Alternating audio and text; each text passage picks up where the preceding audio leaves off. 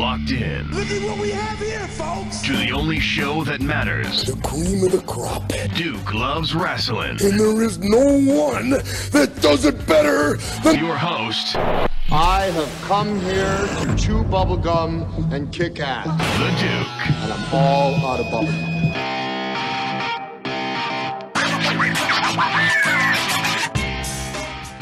Hello? All right, let's get this show on the road here, brother. Let's do it. Do what?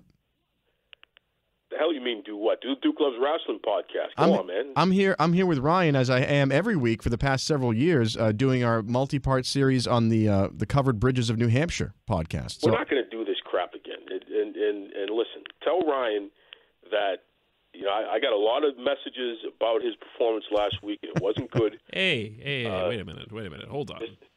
This is a wrestling show, fellas. So let's do our wrestling show. I'm wrestling with my ability to deal with you week to week. Does that count? Listen. No, seriously, hear me out. Okay. And Ryan, hello, Ryan. Very polite of you. I am happy to do a wrestling show. Hear me out. You kind of really buried the lead last week, okay? Yep. We got this big thing going on, people talking about ratings, arguing about it. There aren't a lot of experts, a lot of media experts, a lot of ratings experts out there who can speak to that aspect of what's going on from the network side, from the big corporation side, and how someone like WWE, who's the content, how that fits into the grand scheme of things. So, a guy like yourself with your experience, Boston Bad Boy, you're a perfect person to speak to this. I am a genius on many levels, so I do appreciate you finally admitting that. And what's your question, caller? Well, we're gonna table that for a little while here. Table it? Well, we're gonna table that. I really want you to get your thoughts together, so I want to give you some time. In the meantime, welcome back to Duke Loves Wrestling, the show about pro wrestling and everything else. I am the man who is under the weather, but yet I am clawing, I am scraping, I'm doing everything I can, folks, to deliver excellent wrestling, pro wrestling content here. You could be doing a little better if I have anything to say about it. Oh, please. And I'm joined here by my sometimes grumpy producer/co-host, the Boston Bad Boy, Iron Mike Pelosi. He says producer first all of a sudden. I used to be co-host, and now I'm producer/co-host. Well, Ryan there, he just so you know, he's been talking to me offline about replacing you, but so we have Ryan there. And you know what? The two of you deserve each other. Let me put it to you that way. Ryan, how are you today, sir? I'm well. Thank you for asking. Happy to be on great. the show.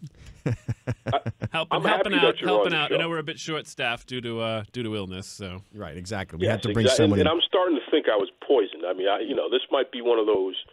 I hope North you're feeling Korea better.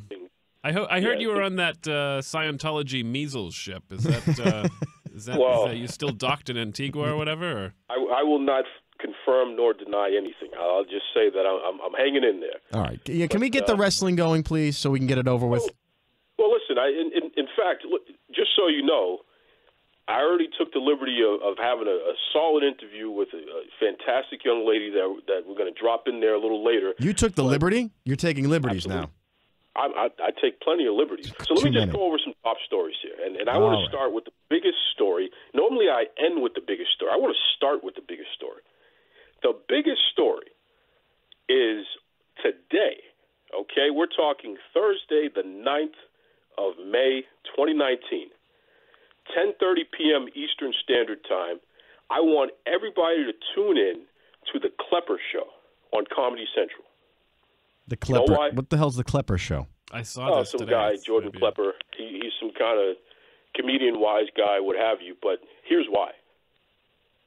On the episode of the Klepper Show, they're going to have people that are friends of the show. The Valhalla Club. Really? Yes. So you'll be interested in this, Ryan. I know that you're a Renaissance man.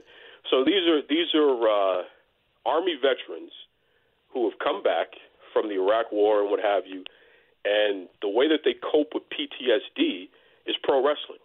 So they are actually pro wrestlers, and we've had them on the show numerous times. We've been big supporters of the Valhalla They've done Club. a documentary. Done a documentary, which folks, you can go over to Amazon Prime Video. You can see the Valhalla Club documentary. We even had the producers and director on the show. Oh, yeah. Talking about that project. Well, these guys are going to be featured on the Klepper Show. That's cool. It's Are you gonna now take credit for paving the path for them to be on network television? Because this is what you usually do. Absolutely. Yeah, of course. Absolutely. I'm going to take full credit for being, I believe, the first mass media producer to feature them. All of a sudden, you're a mass media producer. I love that. I absolutely am. And after us, with Sports Illustrated and all these other they come after publications and what have you. But seriously, Bryson and Jan and Eddie, I'm so proud of you guys, and keep doing what you're doing. Yeah. I really, really need everyone to check this out because it's going to be a smash. I've already seen a sneak peek of what they have to offer, and it's, Klepper is a comedian, so there's a lot of comedy in it. Right. But he's being ironic with his comedy because he's dealing with such sensitive subject matter. They're literally in the house with the family and stuff like that. So they're getting, Jan's daughter, she's talking about when he first got back from being overseas, being at war, and just how out of it he was and how he just wasn't the same person that she remembered. That's her dad. So really gripping, powerful stuff there. I just hope these guys don't become so famous they don't remember us. You know what I mean? And they don't take us along with them when they get, at least me. Like, take me with you so I don't have to do this show anymore. I would definitely be producer for the Valhalla Club. It would be a good step up from this show, whatever it is. I don't think that. Well, Ryan, does that sound like subject matter that you'd be interested in? We're talking about people, instead of pumping themselves up with drugs and all this other nonsense, they're finding a different outlet, which is working for them. Yeah. Yeah. No, it looks like a fascinating documentary. I saw a preview today. Looks pretty good. I think it was the AV Club's top pick for tonight. So. Oh, there we go. Actually, it was. There you go. Hey, now. Ryan's on Facebook a lot when he's not looking at Pornhub. Well, we won't talk about that. We're more of a Brazzers. Oh, God.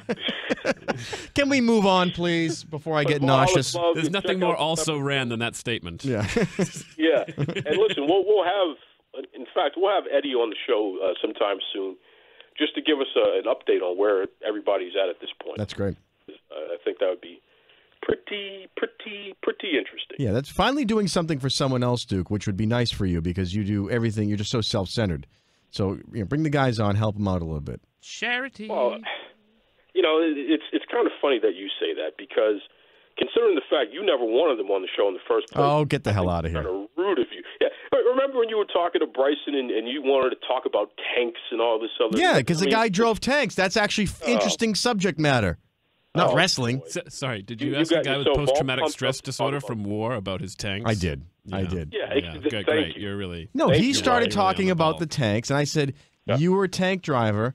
I said, at the end of the day, that was probably it's a pretty cool skill to have, isn't it? A man going through post-traumatic stress disorder, we had a very good conversation. We had a very good conversation. Despite Duke's best effort, me and the Valhalla Club guys have always had good conversations, and they'll back me up on that. I have it in writing that at my command, they will take the Duke and break him in half when I say it. Well, they have to catch me first, and trust me, I know how to grow my hair, shave it. I know how to do everything. I'm like you don't have to shave your hair. You don't have much of it. Can we move on now? Okay. Well, listen, All Elite Wrestling. So this is the promotion that the Khan family, those multimillionaires, and yes, what's his name there? Cody Rhodes. He is executive vice president for them. They signed with TNT. It's official. So they're going to be on TNT, which ironically is the network that used to air WCW Nitro. Right. They were the competition to the USA has always had WWF and Exactly. E. Right. Exactly. So this is, the war is back on, baby. It's going to start in October, and it's going to be interesting to see how this works out because TNT is a major platform. Right. Isn't Steve Harvey on? Does Steve Harvey still have a show on TNT?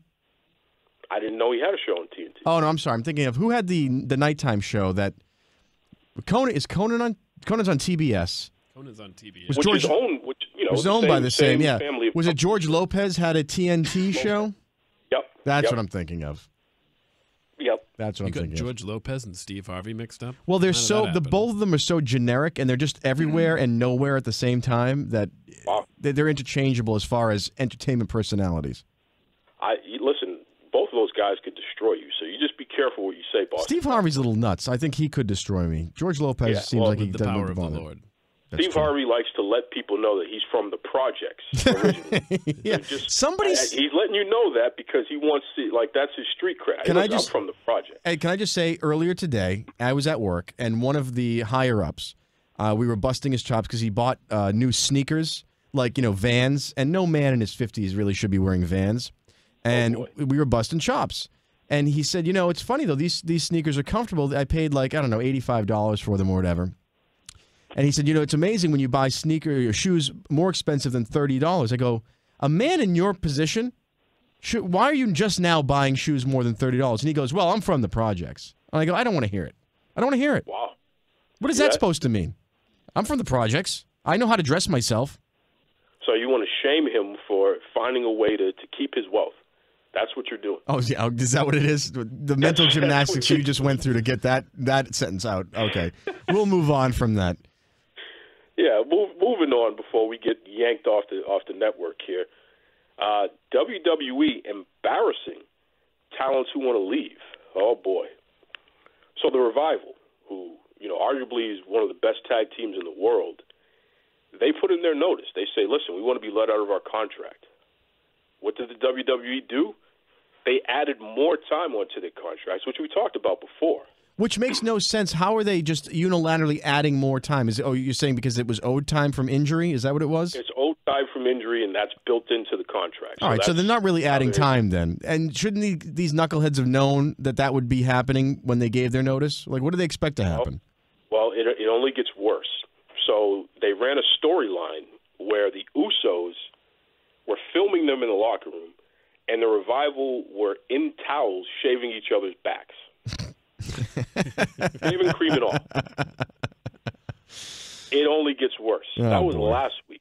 This week, the Usos claim that they put something along the lines of icy hot in the Revival's trunks. Ooh. So as they were in the ring, they started burning. Wow. Feeling a little tingling sensation. Who was the MMA fighter who took his pants off? Because my balls was hot. Oh, yeah. What was his name? Did you see that, Ryan? The MMA fight? And the guy, what's his name? Who has the podcast? Joe Rogan's interviewing him after the UFC fight. And he just takes he's wearing like Speedo underneath, but he takes his trunks off as he's doing the interview. He's all like wound up because he just won the fight. And Rogan goes, why did you just take your pants off? You go, well, my balls was hot. It's a great, the most honest response. It's a great soundbite. Yeah, absolutely. I missed that. So they were having an issue like that. They were having the same feelings. The WWE clearly are going. They actually ran a story saying that the embarrassments are not going to stop. The WWE ran that story. Well, what did they expect? Honestly, we know that Vince is unstable and vindictive. So they should have known how long their contract was going to have to be extended, and they should have waited until they were well into that period when they only had like a month to go, and then given their notice. Now, Ryan, you've been in charge. You've been the head honcho, the big chief. Oh boy, here we go. Yes. What is your philosophy on embarrassing employees who want to leave? Have you ever had to deal with a contracted Ever put employee? icy hot down one of my employees' trousers? No, no, it hasn't come up. Not yet. Not yet, at least. Have you ever held I their? hadn't thought of it. To be fair, I hadn't thought of it. So now that I know it, I can't unknow it. Yeah, I don't think may use it in future. The WWE is not a handbook for management. Let's put it that way, because clearly it is. No. So Ryan, you wouldn't do the icy hot, or you wouldn't film them shaving each other's backs? Well, he has lots of footage of guys doing that, but I don't think it has anything to do with work. Here we go again.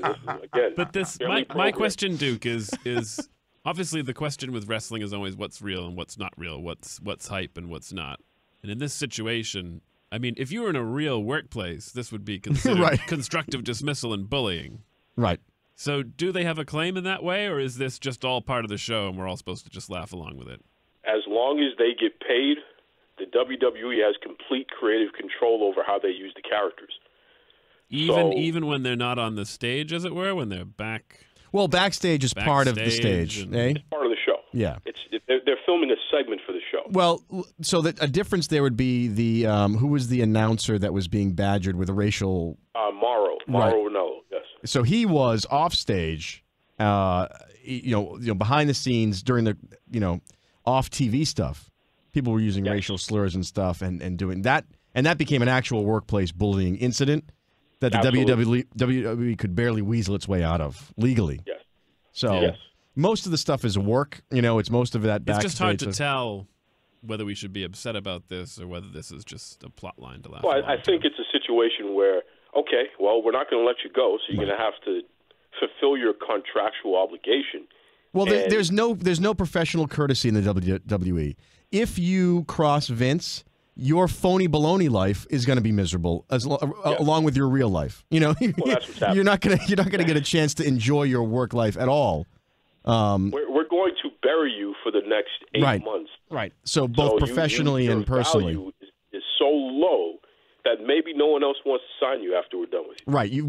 We've turned you into a clown, and so when you leave here, no one likes you, and no one will sign you because you're not selling T-shirts, you're not selling action figures, you're not selling anything.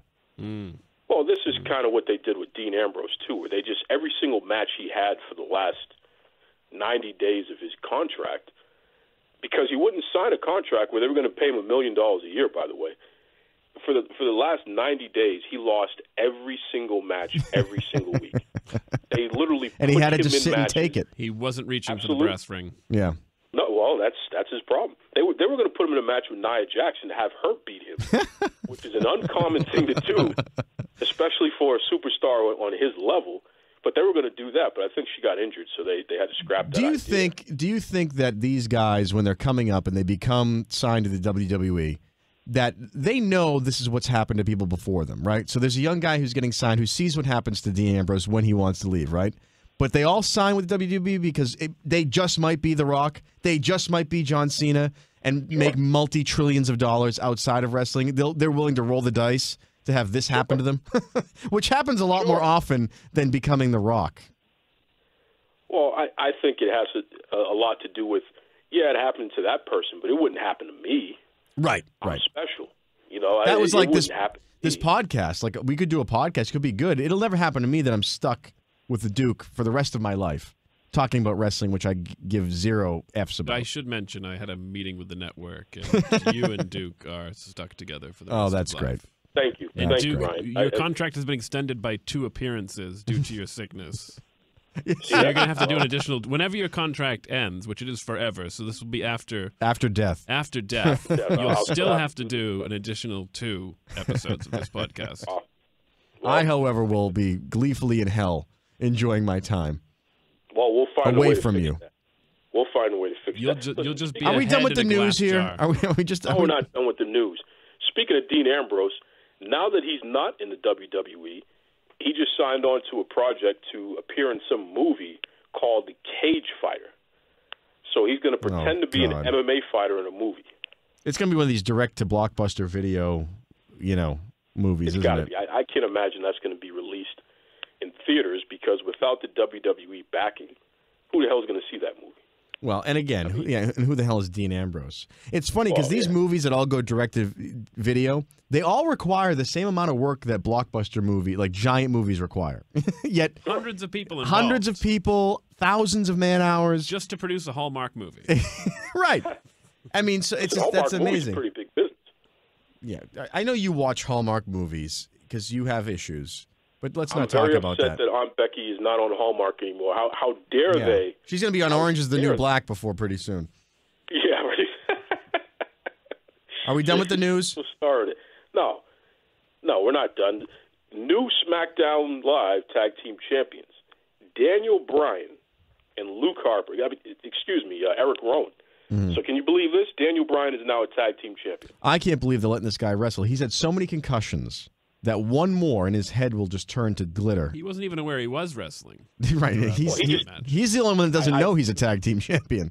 I hate to admit this, but his match at WrestleMania, he got injured, and they're not saying it, but I watched that match live and watched it over again, and I could clearly see where it happened. It looks like he had another concussion.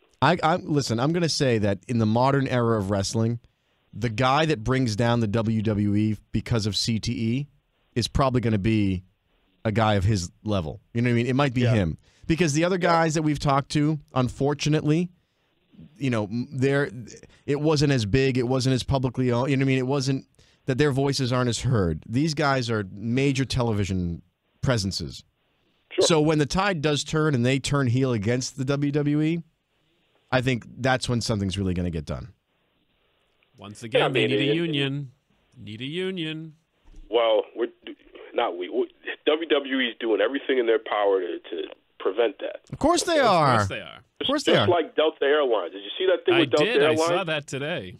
They put out a little flyer saying that it's better to play video games than it is to pay union dues. So keep that in mind. Everybody. Delta said that? They handed out pamphlets to their staff that had a picture of a video game controller, and it said, "Would you rather spend $700 on union dues this year or buy yourself a new Xbox?" Oh, my God. Can you imagine?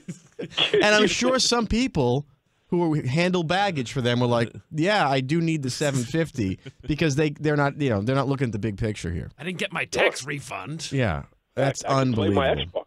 You get a new game every week. Yeah, that works out. Now here's a question: If the WWE did unionize the way that any other sport in the world is, does that?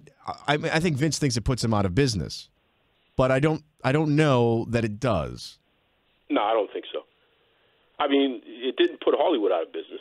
No, you're right, and I mean that system has been built in for a long time. But these guys getting health insurance, it's insane that it's allowed to work that way. It literally is the carnival that became as big as Amazon. You know what I mean? Like, but it's run like a carnival. Sure, it's circus folk. And I think it would be ignorant to say that they can't afford it. Of course they can afford it. Well, again, really no reason the players pay the dues to the union. The union is there just to organize and be a voice against the madness of. But it would raise costs a lot because you'd have to provide retirement and health care for life. That kind of stuff would really. But the ongoing health issues of these guys later in life is very expensive. How big is the current active roster in the WWE? How many people are there? Currently, it's the largest it's ever been. I mean, I'm going to just throw out a rough estimate of, let's just say, 220 people. You think it's that many? There's 220 performers? You got to understand, if you were to count up all the shows, everyone has their own brand of talent. Okay. All right, but so even plus that, all the plus of whatever's in the pipeline. That means they must have like 1,000 people at any given time that are in the pipeline combined. All right, let's just say they have a pretty robust. Let's say they have 1,000 people, right? That's still a pretty low number for a company that big. Sure. They're a world. How many people are in the NFL union? You know what I mean? Thousands. Thousands. You know. So it's not like it's a huge number all of a sudden it's going to put this mom and pop out of business. No. Even though it's still run like a mom and pop. It'll change the dynamics a lot, though. Yeah, it'll probably make it better because Vince is unchecked, has some issues. He can't keep the product fresh. He doesn't. The writing is bad, as you know. Ratings are suffering. All right, I know I sound like Trump right now, but I do have a point when it comes to this. Very low ratings. We're going to go into a special exclusive interview. A young lady by the name of Krista B from Those Wrestling Girls. Let's just go straight to that because I don't need any problem with Vince McMahon. Do I need to participate in this? No. Folks, a couple of weeks ago, we had a fantastic interview with the one and only Queen P.R, Patricia Rogers. And you could check out our YouTube page, in the archives there to listen to that. It's just really great interview, great insight. She's a podcaster. She's a writer. She's a huge wrestling fan. Well, she insisted that I interview her co-host from the very popular new show, Those Wrestling Girls. So I said, hey, why not? Let's give it a shot here. So without further ado, welcome to the Duke Loves Wrestling podcast, the one, the only Miss Krista B. How are you, Krista? I'm good. Thank you for having me. Thank you. Thank you for listening to my co-host, Queen P.R, and wanting to interview me as well. Hey, no problem at all. And listen, I know that I saw on Twitter that you were asking why I interviewed her first. It was just luck of the draw. You and I have been trying to get this interview going for a little while here, and our schedules just haven't met. That's true. I just wanted the clarity. But as long as you got one of us, that's all that matters. That's right. So tell us here, because you have this show that literally just started not too long ago, and already it's been making such a big buzz out there. Tell us about those wrestling girls. What is the concept, and why did you put it together in the first place? Well, me and Patricia, Queen P.R, we came together out of the love for wrestling. You know, we shared a lot of common interest in it. We knew that something was missing and that it was something that it wasn't talked about a lot or even at all, which was the women. Like, yeah, you know, we grew up in Attitude Era, so, you know, we had The Rock, we had Stone Cold Steve Austin, we had Triple H. You know, we had those male figures to look up to, but it wasn't enough women. The only woman that we really had when it started was China. So it was just like, okay, so now we grew up in Attitude Era, we had the same interest in wrestlers, we did all of this, and then we're doing our own research and we're seeing the women are being looked at as eye candy. And as women ourselves, you know, we be catcalled and things like that on a regular. It's not something we want to see during a wrestling event or a wrestling show, especially something that we love. So we just decided, you know what, we're going to produce this wrestling show where we're going to call out everything from the good, the bad, and ugly. Like, we're going to talk about things that people don't talk about because it's something that needs to be said. And that's how those wrestling girls came about. How important is it for you, not only as a wrestling fan, but also as somebody who, you know, has now started your own show where you're analyzing the product for the world? How important is it for you to see the industry, especially WWE, get away from the catcalling, eye candy style of presenting female entertainers to more super athletes who can do just as many, if not better, things than men? How important is that? It's real important because now it's giving women a platform. Before, we only had the platform of being the sideshow or the event to where people can go to the bathroom because they didn't want to watch the women. Now it's changing because these women are out here proving themselves day in and day out, doing things that the men were doing or even doing things better than the men. So I feel like it's very important that we see, especially for the little girls growing up and watching the product now, that we see that it's not all about your looks. It can be about more things, especially put your heart and soul and your dedication into it. I feel like it's very important. Do you feel, and, you know, we're going to focus on the WWE because they're the number one and that's what everyone's watching out there. Do you feel they're doing enough in terms of presenting women's wrestling and even within their storylines? Are they doing enough to present an accurate picture of the modern female athlete, or are there some things that they really need to improve upon? I feel like they're not doing enough. That's the negative for me. They're not doing enough. And there are a lot of things that they can improve on. I get it, you know, the women are here to be pretty. Like, there are a lot of pretty women out here in WWE, but they're not here for that anymore. Like, these women worked hard, tooth and nail, blood, sweat, and tears, and you're just not going to stay here and showcase their looks. I feel like when it comes to certain storylines, when it comes to certain things, it shouldn't even be needed if the main focus is for them to actually to perform. That's what they're here to do. They're here to perform. Like the fact of, for example, the whole Mandy Rose and Naomi storyline. Yes, Mandy Rose is a gorgeous woman, beautiful blonde, very strong, gorgeous. I don't feel the whole man-eater, man-stealer, I'm going to steal your husband and jeopardize your marriage storyline was appropriate just so you can have that TV time. And every time Naomi went up to against her or face her, she would lose in trying to defend her husband or her marriage.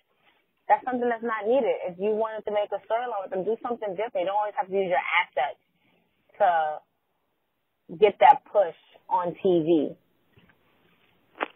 That's an interesting point there, and that's something that I noticed a lot of the fan base have taken issue with.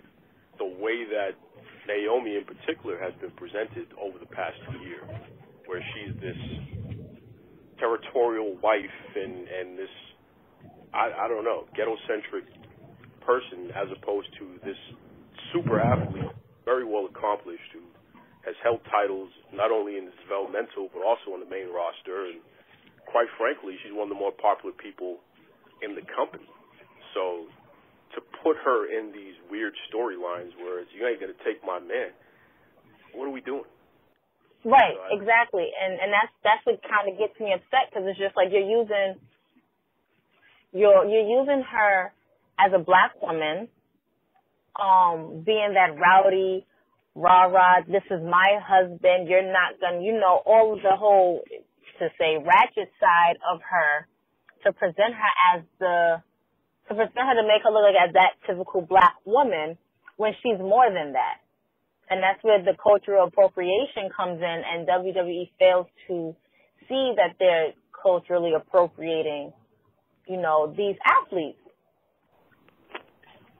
What do you think are a couple of major changes that they can make, especially as it relates to how they're presenting the women? What are some changes they can make right now to help make the product? Vince's ego, for one.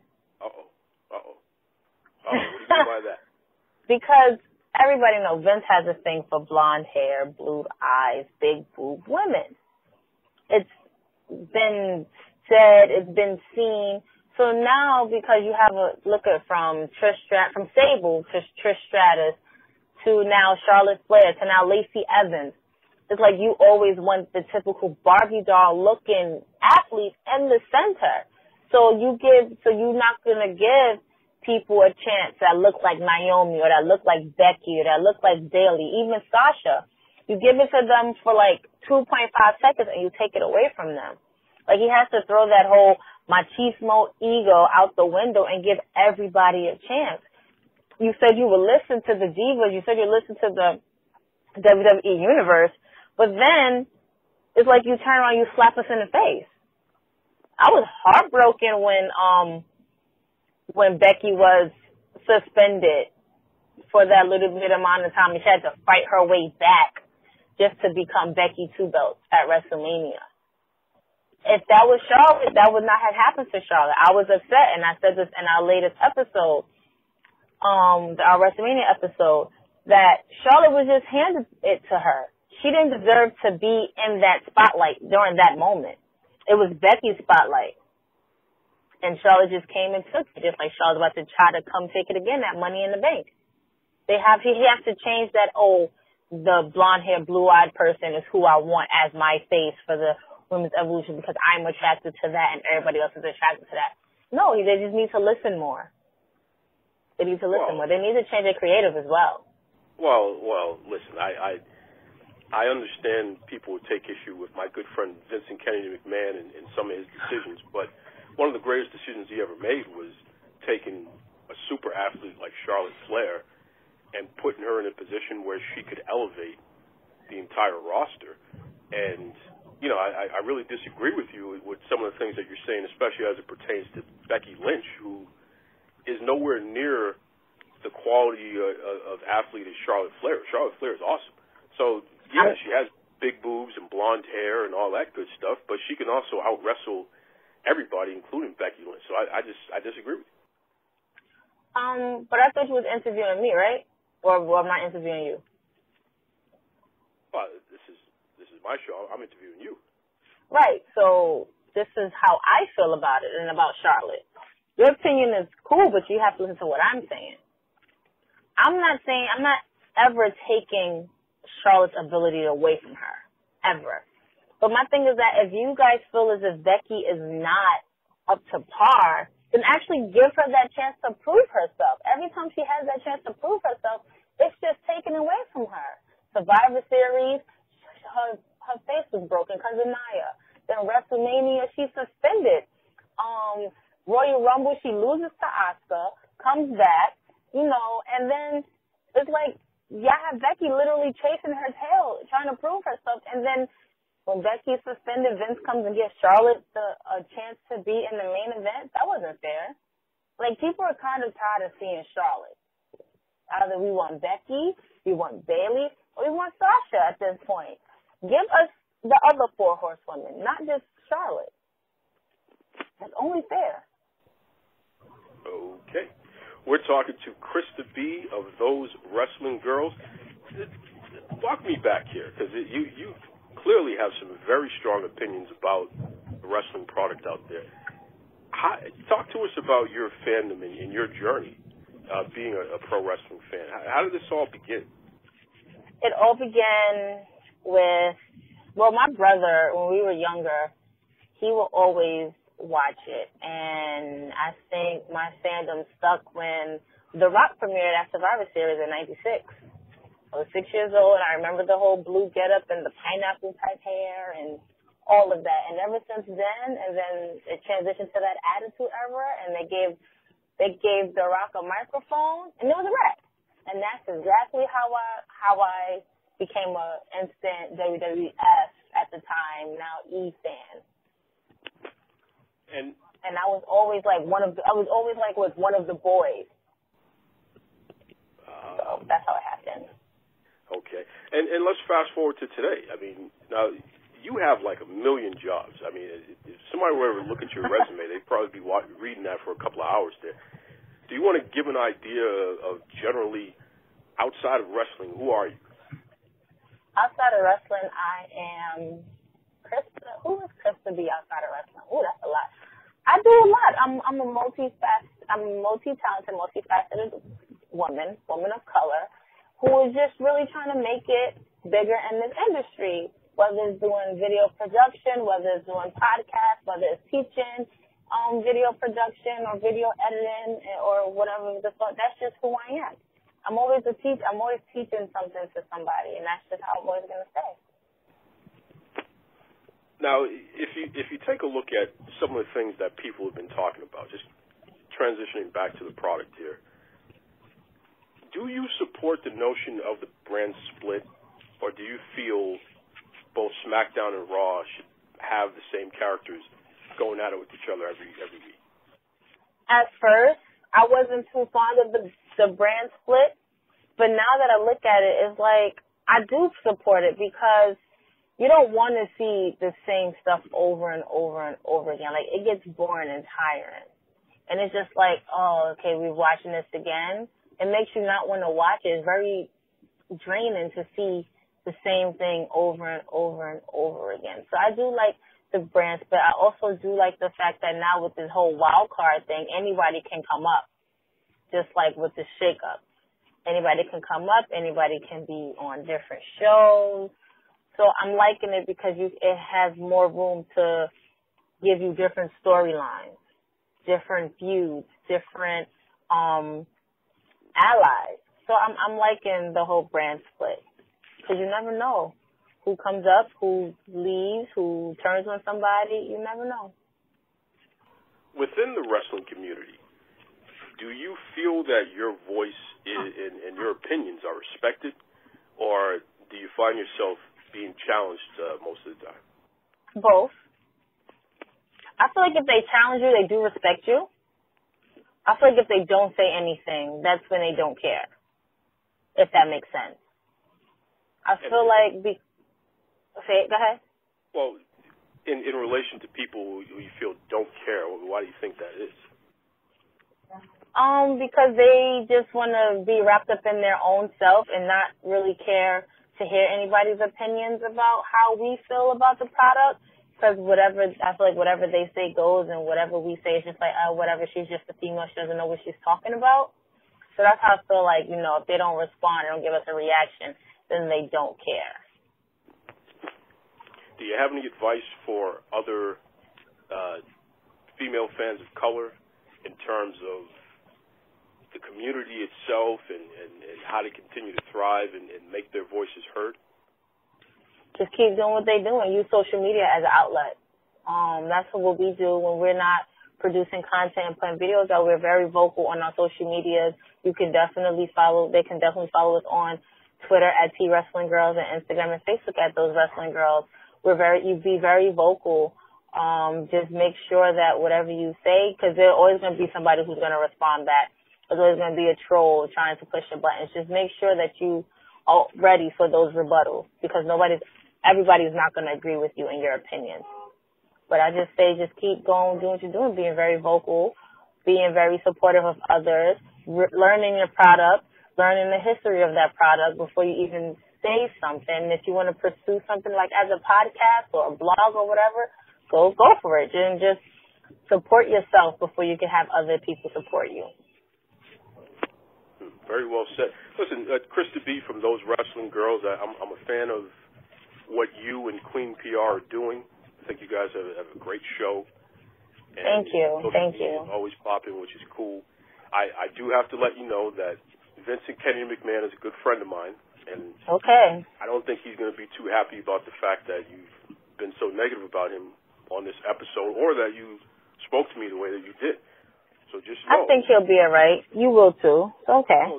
Well, just know, I can run faster than you.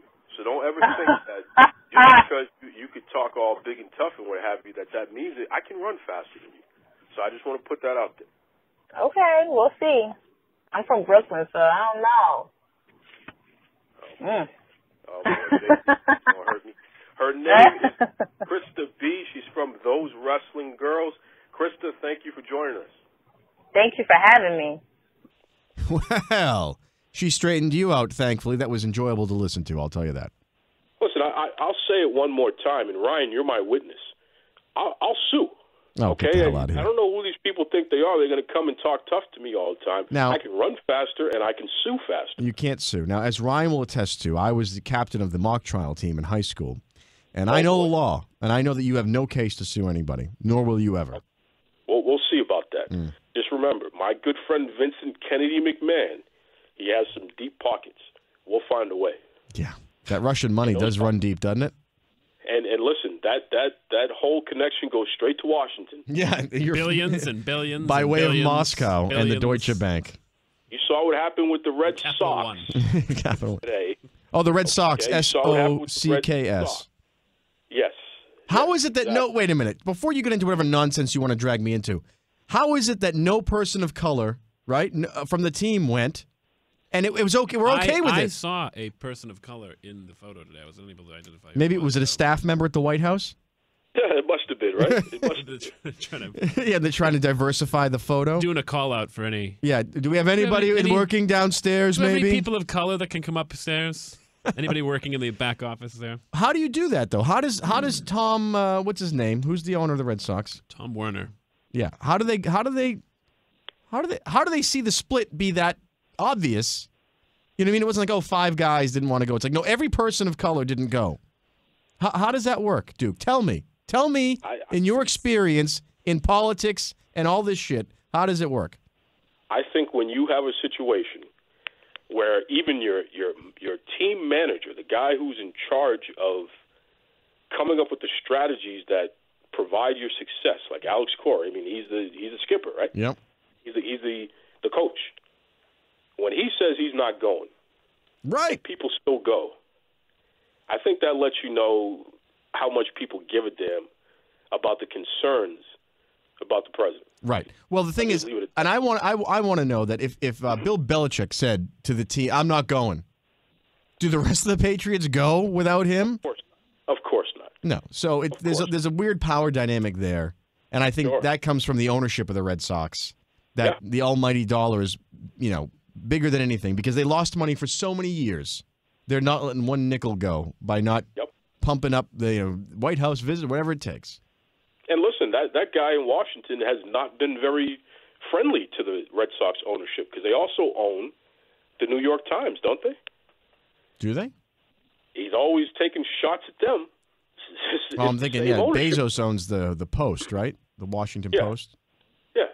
Warners own the New York Times? I don't know about that.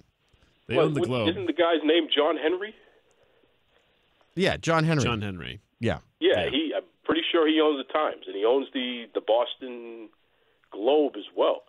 So, Trump never minces words with them, but yet they're going to he'll serve the New York Times hamburgers. Yes, exactly. Got to have the hamburgers. So the New York Times is owned by Ox Sulzberger family. Yes, they bought it in.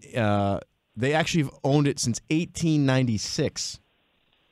I think you got to double check your. They owned the Globe, and then they sold the Globe to John Henry. At a so he owns loss. the Globe.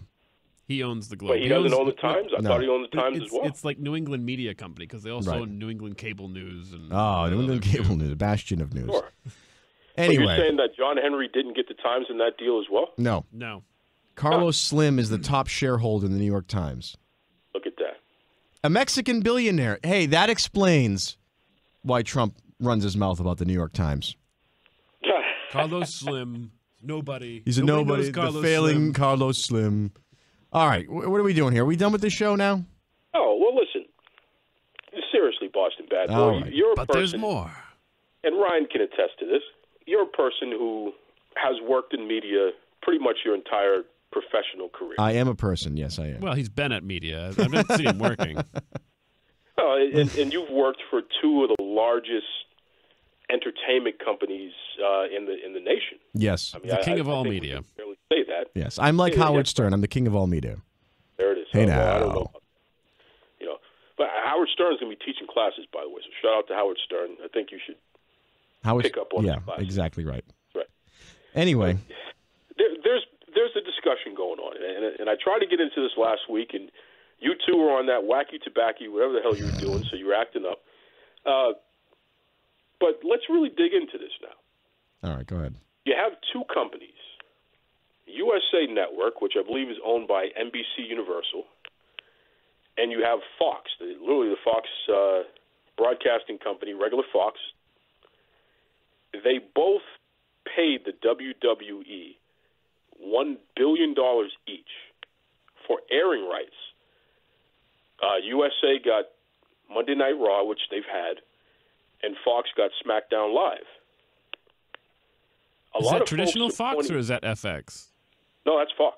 That's actual Fox. It's going to be airing Friday nights from 8 p.m. This is Fox new. Sports. This is a new. Okay, this is a new. Not thing. even Fox Sports. We're talking Fox. Actual Fox. Starts in October. They're going to be showing SmackDown Live. So it's going to be a regular broadcast TV. Right. I know now, they've shelled out that kind of money for the airing rights for these programs. The ratings for these programs, the regular TV, traditional TV Nielsen ratings for these programs have slipped. They're definitely on a downward trajectory right now. Yet those deals still happened, which they did last year. And you're going to ask me why. Yes. Well, this is, and I'm asking you to put on your media guy hat. All right. So forget about how you feel about Vince McMahon. Forget about how you feel about the WWE, because that's all we ever hear from. I can't forget how I feel about you, though, and it's a loathing that I have. Well, I'm sure you can table that. But let's hear from a person who knows a little something about media and ratings and things of that nature, since you're held to these standards in your own right. Mm-hmm. How can a company pay $1 billion for something that allegedly is not doing well? All right, it's very simple. You're dealing with sort of a specific time slots, and you're dealing with specific programming. So when it comes to all media, it's follow the money, okay? So how long? Monday Night Raw is 3 hours?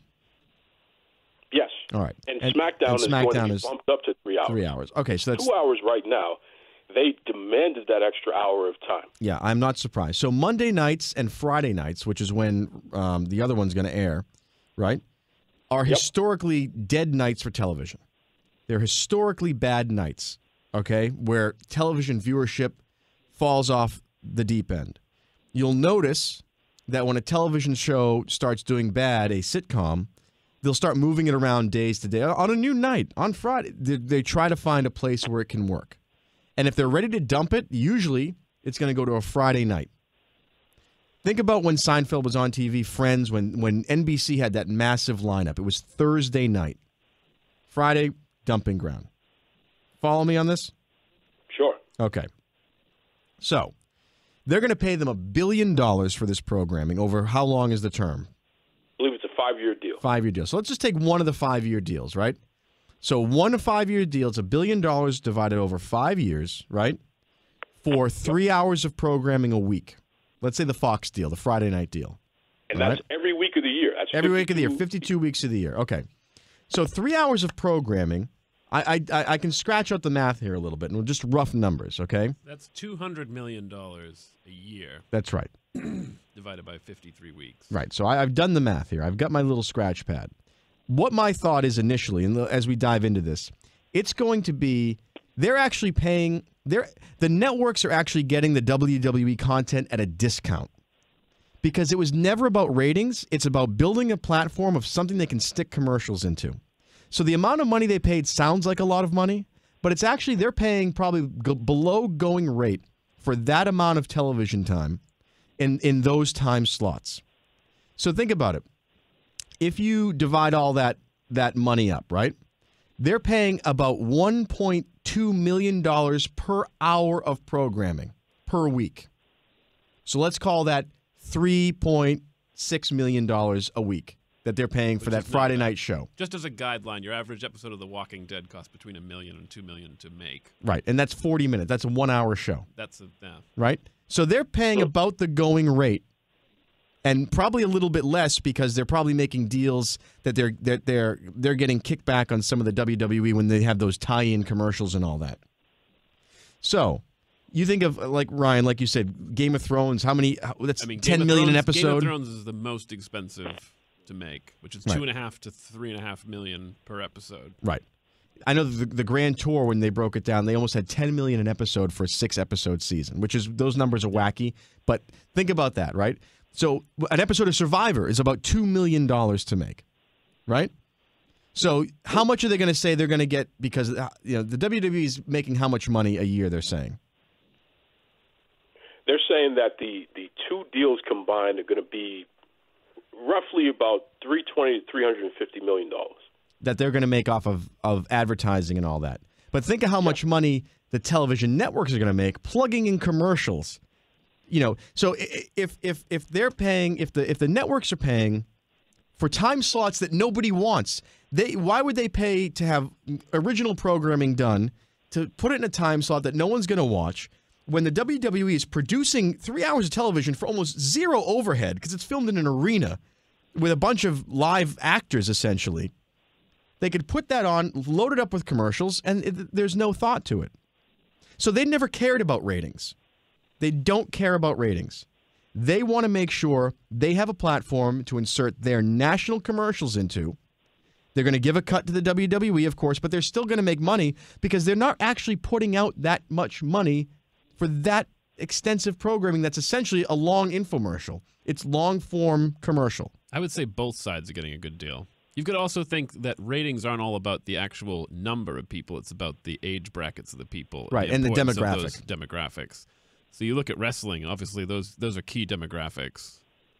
Right. Those are trending younger, especially network television, NBC, CBS, ABC, and Fox. Their viewership tends to trend older because most younger people are now streaming or watching other sources or listening to our podcast. And you were mentioning the other day, Duke, I saw you talking about how they're delaying some of what's happening. Explain how that works. Yeah, so when WWE airs Raw or SmackDown, they actually will post clips online as the show is going on. Mm-hmm. So let's say YouTube, on their YouTube channel, which is legitimately the number one YouTube channel for any kind of sports or entertainment company in the world.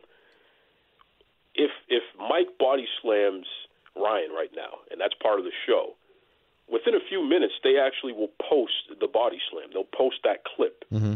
So if you were to not watch the show live and just follow the YouTube channel, fairly in real time, you'd still be able to follow along on all the major highlights. So it's basically a highlight package. Right. So a lot of fans have been doing that, which is the reason why their YouTube is so successful. And they make a lot of money off of those streams anyway, so it's a smart. Well, again, business. this is them sort of trying to please both masters, right? They go to the network and say, "Listen, we're going to time delay the stuff we're posting online so that we're driving viewership to your commercial platform, so that people watch it live." Because there's some people who don't want to wait; they don't want to miss out. That's what they're doing now, right, where they've extended the time delay. Exactly right. They've actually extended the time delay. And I'm sure the network came to them. I'm sure the network came to them and said, "Listen, you've got, what are you doing? You can't basically simulcast it to something that you take all the revenue for, especially since it's trending that way." So this is them walking the line in between. They get to tell the YouTube audience, "Yeah, you still get to get the best of clips." And hey, TV guys, we're still trying to drive it to live television. But again, this is just them caught in the waterfall of shifting trends and who's viewing what and where and when. So I think the networks, this is not as spectacular as they would have you make it believe. $1 billion for the WWE must be made of gold because they gave them $1 billion. Well, no, when you break the numbers down, what they're paying for when it airs is actually, I think, yes, it makes money for the WWE. Yes, it's beneficial to both. I still think the TV networks made out on this deal because it's one-stop shopping for 52 weeks of content a year that we don't give an F about the ratings for anyway. But they don't care if the ratings because they've always needed to fill time. I think the reason that the USA Network picked up the WWE in the beginning because they needed to fill time. Where else were they going to get a 3-hour block in prime time? Nowhere in the world than a new fledgling network that came along. And it became mutual beneficial because they had viewership, consistent viewership, in a demo that they could sell to advertisers, and it worked. So this is sort of, I think, get while the getting's good. They signed a decent deal that seems nowhere either great or awful. It just seems like a TV deal. I still think the networks make out a little bit because production costs are minimal to them. The WWE eats all the production cost, which is zero anyway because they don't pay their talent what they're worth. They're filming in an arena that's already built with a bunch of colored lights and some smoke, and that's all it is. So that's where the money's being made on the overhead savings. It's not Game of Thrones where you got to CGI dragons into the thing. It costs them very little to put on a production. And so look at all the different ways they're making money off of it. If that's the case, then even with a ratings dip compared to last year, which, this thing is cyclical. It goes up, it goes down, it goes up, it goes down. A network is not going to worry so much about something like that when you have a legacy entity like a WWE. I'm going to put it this way. If the WWE was a 1-hour show in prime time on NBC, then we'd be talking ratings. Because it's a 3-hour show on Monday and Friday nights on third-tier cable networks, I don't think any of them are having... Fox is not a third-tier. Fox Sports. It's not Fox Sports. Well, no, we're talking Fox. It's on Fox. Broadcast Fox. We're talking Fox Broadcast, which Fox Broadcasting is never number one on a Friday during that time period. No. It's not. And it would... It's slam dunk for them. Right. They get to turnkey, set it and forget it, and put the brand out there. And, hey, if wrestling becomes hot again, then they've got it. If not, hey, we can still sell advertising. And we got a good deal on the production cost. And we've got 3 hours filled. Right. And that they don't have to worry about that. They can prepackage. They can sell a deal. Hey, for the next 5 years, for 3 hours a Friday, Mr. Roto-Rooter, your commercial will be in that demographic. And they sign that deal. It allows them to sign big deals and long-term deals with their advertisers. So all it is like the world's best placeholder. They don't really care about the ratings. So if the ratings are taking a dip, which they are across the board on broadcast television anyway, especially when it comes to WWE, I don't think anyone gives an F on the network level. And I think, this is, once again, Vince McMahon being in the right place at the right time. Oh, please. This is him being a genius. And I'll back that up. If he's such a genius, why does he start his own TV network then, Mr. Genius? He's got enough money to do it. That is a good question. Why doesn't he do Ted Turner? I've got 9,000 channels on my TV. Why is there no WWE TNT? There is a WWE network. It's a streaming network. No. Cable network. Yeah, that gets in. Yeah. Do you really? That's a loser's bet. Is it really? Because network? if Vince was smart enough, he'd know his audience. And did you know that less than half of this country has access to high-speed internet? But I guarantee you, it's like 70% of people have cable television. So if he wants to get to his country bumpkin, if he wants to get to his middle America country bumpkin viewers, he'd have a network television that's part of basic cable package that you can watch wrestling 24 hours a day. No, I just schooled you and him on that. That would be a good idea. You could show old. He's smarter than that. He took his network worldwide. You know why he's smart? Because he's a professional extortionist. That's why he's smart.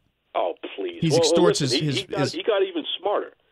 His football league, XFL, just signed a deal with ESPN, Fox Sports 1, and who was the other one? I think it was ESPN 2. They're going to be airing on Saturdays and Sundays, starting in February. Again, they're going to be airing their league. Who the F is watching those channels on Saturdays and Sundays? Zero. Yeah. People in airports waiting for connecting flights that are delayed. That's who's watching that. Nobody is watching it, and it's again, that's a placeholder. 100%. And Vince doesn't care. He gets to pretend he owns a football league, and it doesn't matter because name those networks again. You said ESPN, ESPN2, Fox and Fox Sports 1. Fox and Fox Sports 1. Again, they're looking for stuff to fill Fox Sports 1 with. They need content. They need content, and he just has it coming out. That football will just be content. Just who cares if no one's in the stadium? It's just something to put on TV. Coming up on Telemundo. Yeah, exactly. They might as well. Why doesn't he sell it to Telemundo? Why doesn't he do that too?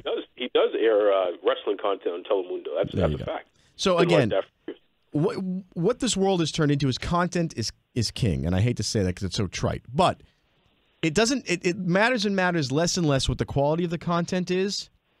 Is that do we have it consistently that we can jam some advertising into it?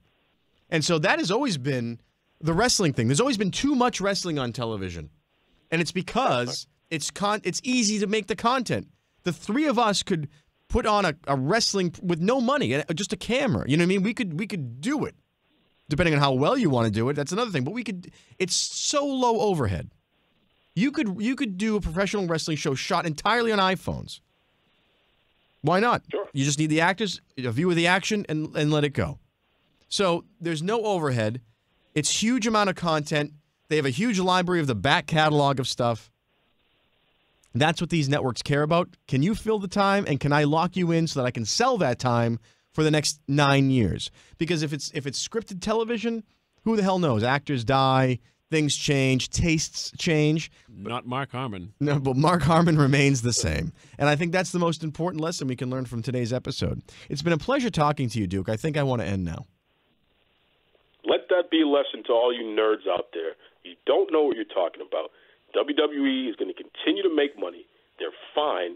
The ratings don't really matter. The networks are going to make their money, so why do they care? That's the gist of it. Isn't that right, Ryan? We've broken it down now. That's it. I mean, it was quite the Algonquin roundtable, I'll tell you. That's right. That's right. Well, that's it, folks. You join us next week where we'll have more exciting content. And you know, Ryan, he showed his stuff today. So, you know, the Boston bad boy, he finally earned his keep. I'll get so the hell we'll out of keep him here. for another week. I've grown so far beyond you. I've grown so far beyond you, and yet you keep pulling me back here. Oh, please. Yeah. I think we need to have a word, Duke, later on. I think we could do like a duo show and maybe put Pelosi into the producer's booth or somewhere away from a microphone. You know, I'm just going to set myself on fire. It'd be much more pleasant than dealing with the two of you. Well, since this isn't a video show, we're not going to make anything off of that, so we can't do that. Okay, that's right. Take it away, Tony Schiavone. Mr. Tony Schiavone, and we're desperately out of time on Duke Loves Wrestling.